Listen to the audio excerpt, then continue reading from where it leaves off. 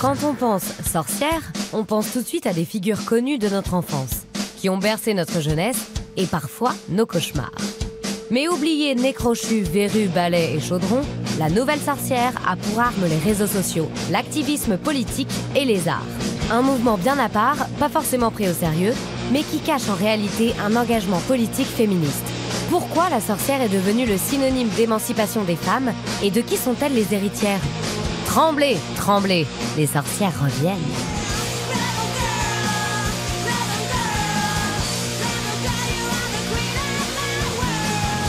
Instagram, repère de sorcières. Et oui, on les retrouve sous plusieurs hashtags comme Witches of Instagram, qui comptabilise à lui seul plus de 3 millions de publications. Mais Mona Chollet, avec son livre Sorcière, la puissance invaincue des femmes, a mis les choses à plat. Non, la sorcière n'est pas la femme diabolique qu'on a très souvent voulu nous dépeindre. Ni un argument publicitaire, ni la sorcière corvéable à merci et légèrement soumise des années 60.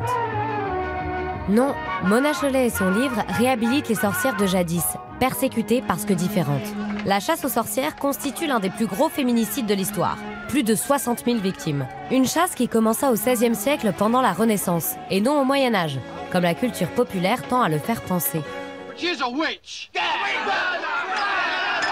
N'importe quelle femme qui dérangeait, qui parlait un peu trop haut, qui donnait son avis de manière un peu trop véhémente, ou n'importe quelle gêneuse, c'est-à-dire ça pouvait être des maris qui voulaient se débarrasser d'une épouse ou d'une maîtresse, enfin potentiellement n'importe quel ennemi que vous pouviez vous faire dans la société pouvait vous dénoncer comme sorcière.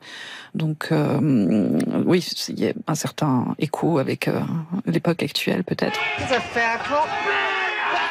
Car derrière l'image rigolote de la sorcière, un classique des déguisements pour Halloween, se cache en réalité la nouvelle icône féministe ultime. Mais pourquoi diable? Hein, Mona?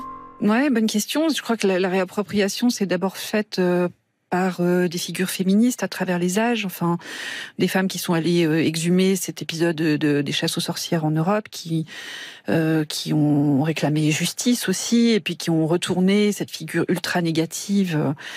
C'est-à-dire qui était en fait un condensé de tout ce qui était considéré comme haïssable chez les femmes et qui l'ont retourné pour en faire au contraire une force de défi et d'affirmation. Une sorcière aujourd'hui se définit par la lutte qu'elle entreprend pour changer les mentalités et combattre le sexisme. Tremblez, les sorcières reviennent, prédisait un slogan féministe dans les années 70. Eh bien, tremblez encore, elles sont plus que jamais là. Et on voit ces groupes réapparaître dans certaines villes aux États-Unis et lutter, en particulier manifester pour le droit à l'avortement.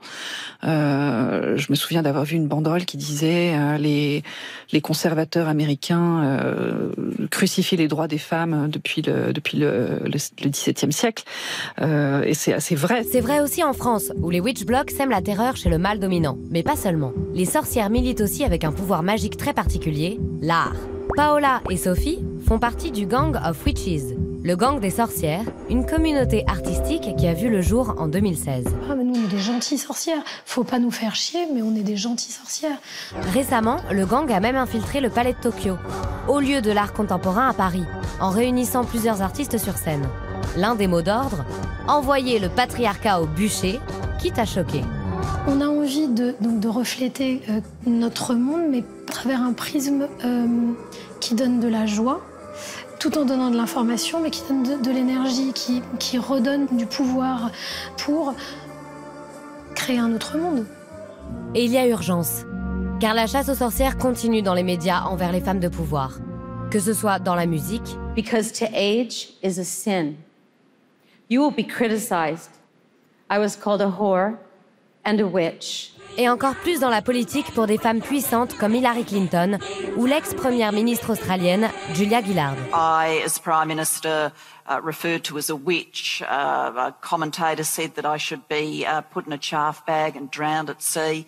I had to point out that you couldn't drown a witch, so they needed to work out exactly what they wanted to do. La nouvelle sorcière, gentille ou plus revendicative, veut donc faire évoluer les mentalités, et ceci dans tous les domaines. Eh, toi qui nous regardes, tu es peut-être une sorcière en devenir? Car on fait tous de la magie à notre manière. On peut tous devenir sorcière. On peut tous réaliser qu'on est sorcière. On ne naît pas sorcière, on le devient.